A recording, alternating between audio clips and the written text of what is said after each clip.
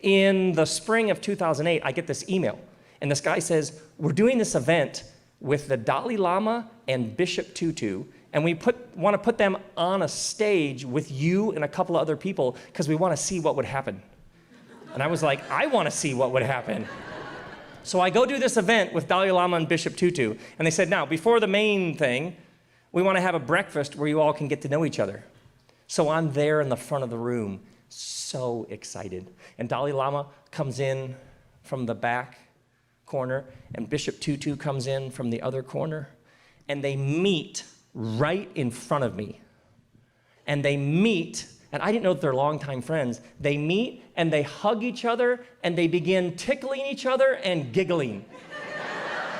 I will not make the noise that they made in public. And I'm standing right here with this sort of, what is protocol in this particular situation? Do I like group hug? We're getting the band back together. Let's do this, fellas, that sort of thing. So I did what every single one of you would have done. I took a step back, pulled out my phone and got a picture. Then they sit down in these two chairs facing us and they start talking.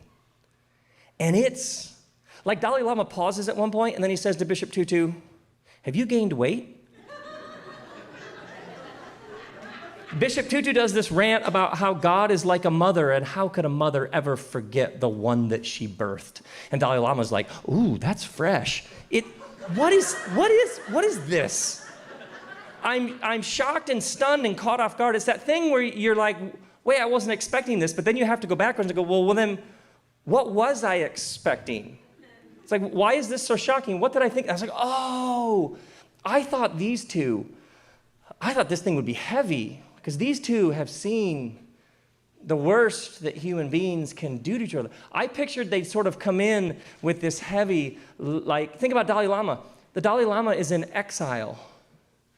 Exile is when you can't go home.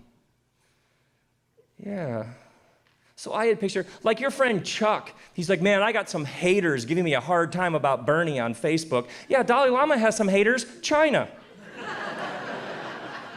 China, right? Your Aunt Phyllis went full Fox News at Thanksgiving, and you're still sort of recovering. China. So I had pictured they would come in with this sort of weight of the world, like it's tough out there, like, DL, it is dark out there. I feel you, Toots, but we got a soldier on. Toots, that stays in the show. I pictured it would be this like, but you know, you just got to light a candle in the dark and we got to just lock arms and fight the fight together. But instead, they're all over the place it's some good riffs they're pulling out. It's funny and I want to say light, but I have this moment sitting there with them. Oh, there is a lightness that comes from ignorance, indifference, and naivete. There is a lightness, that pop song, Turn It Up, Baby, Baby, that doesn't acknowledge the sorrow, pain, anguish, and heartbreak of life.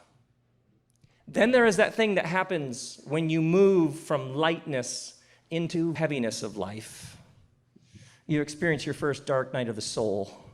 It's like being held under by a wave. It's like suffocating. It's like being pulled into a vortex. We generally resort to images and metaphors to explain these experiences.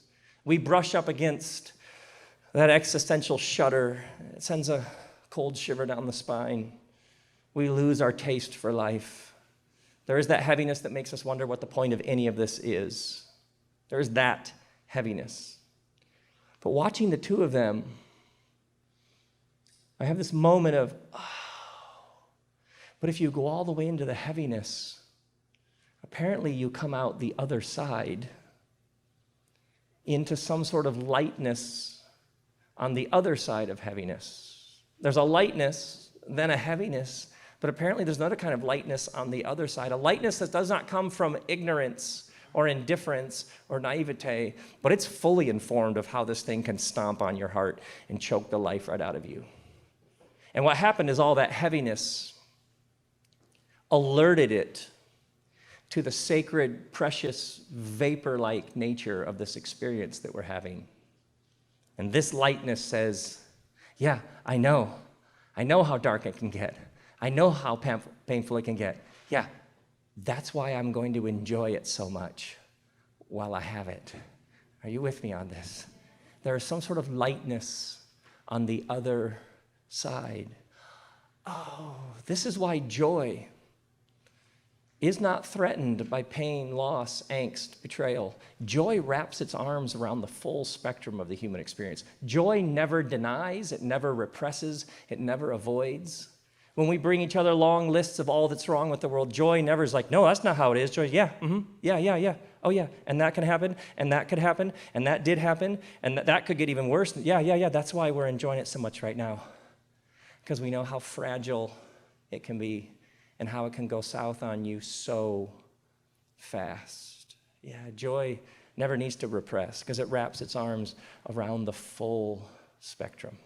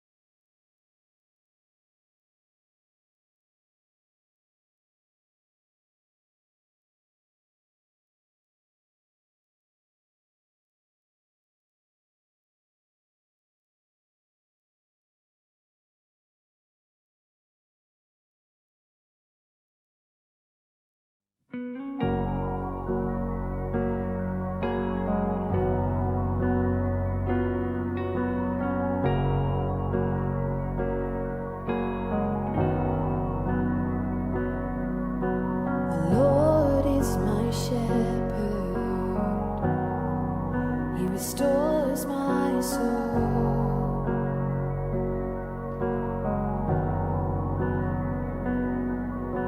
He leads me by still waters. He restores my soul.